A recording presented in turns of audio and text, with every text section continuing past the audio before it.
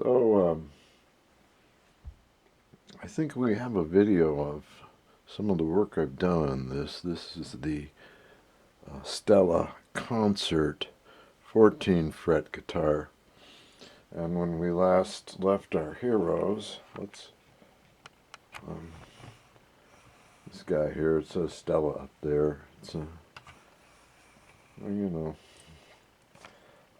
anyway, here we go. Zoom. When we laughed at our heroes, when we last left them,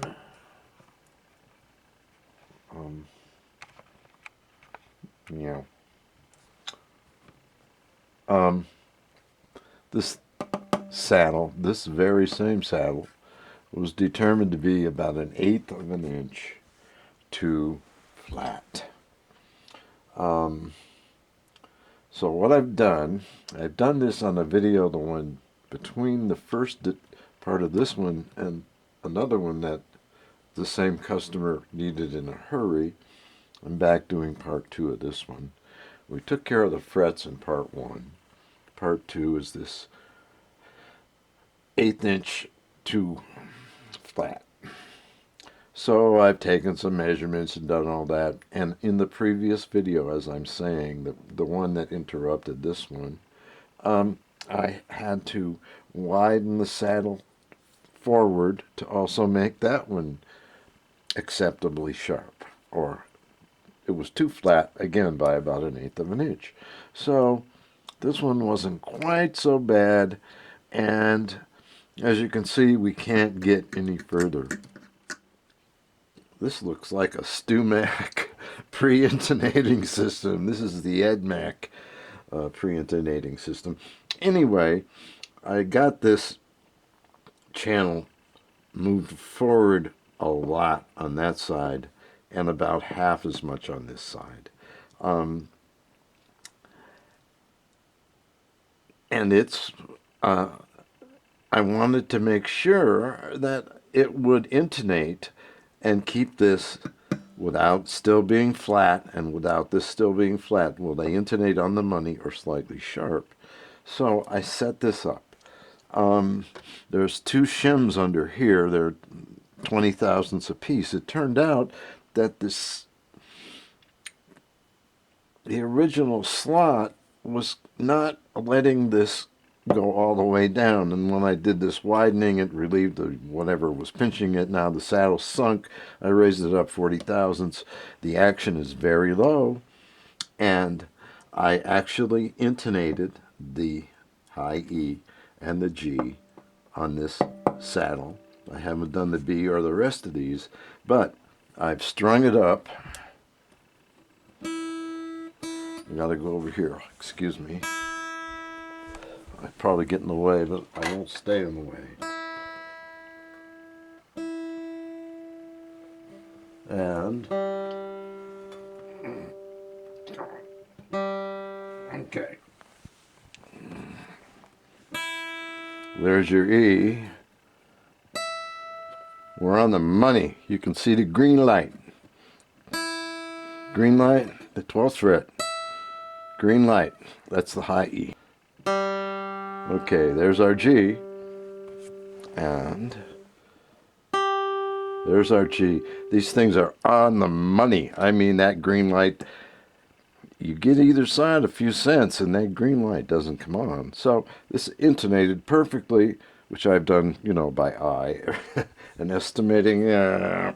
Anyway, in the morning, we're going to shave this a little bit and cut a piece of rosewood, kind of a tapered rosewood shim to put down in there, and it'll get glued in, and the thing will be, if you didn't know I put the shim in, you would never see it, and everybody's going to be hip, cool, and groovy and happy. So I'm charging my camera right now, so I'm leashed. This is a piece of rosewood from the scrap bin, and it's long enough to fill that space that I've created in the saddle slot. So I'm going to use my belt sander, and my belt sander right now is one that you use with your hands, you know, one of those little, um, but I turn it upside down and use the little button that holds it on, and it's perfect for this little piece of stuff. So I'm going to fabricate the little chunk while the batteries are charging. This is not a chunk, it's a little tapered spacer of rosewood to fill in the gap left by moving the saddle. We're still charging the batteries, but I've unplugged it just for this. So there's a space here, and it's tapered because I pushed this end way out and left this not so far out, but pushed it a little forward. I made this tapered shim out of rosewood. This has got variegation in it, and we'll also use a little leather dye if we have to hide it. Excuse my hands. There we go.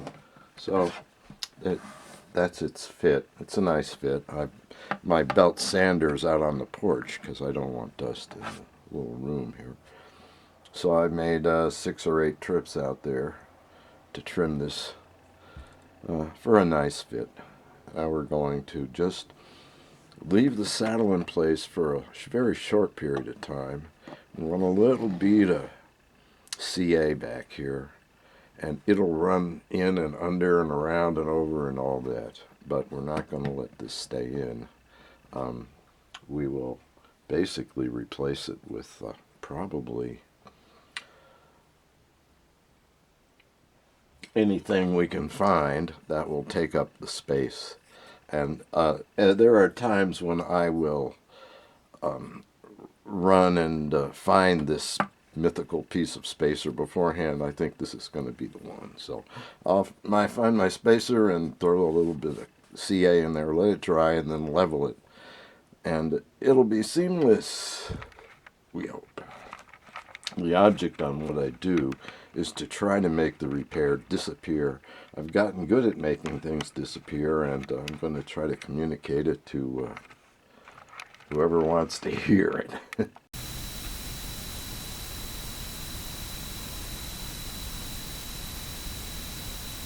That's the repaired and reslotted bridge. Looks pretty good, and it plays good too. We're going to do a little demo of it and see what happens.